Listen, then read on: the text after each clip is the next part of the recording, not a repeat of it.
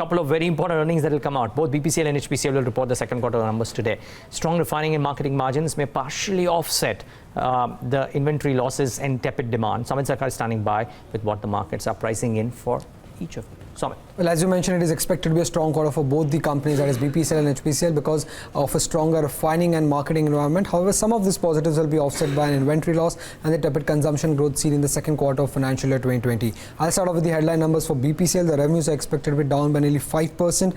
Net profit and EBITDA is expected to be higher by nearly 55% and 44%. The EBITDA margins are expected to come in higher at 4.3%. Now, for HPCL, similarly, revenues are expected to be down by nearly 3%. EBITDA is expected to be higher by 66%.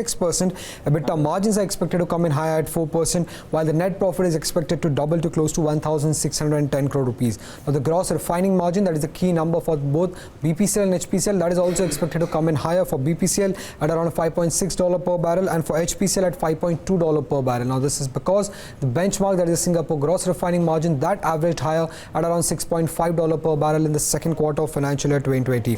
Now, on the marketing side, if you see the gross marketing margin earned by both BPCL and HPCL on sale of every liter of petrol and diesel, that averaged higher, because of which the marketing segment will be aided in this quarter.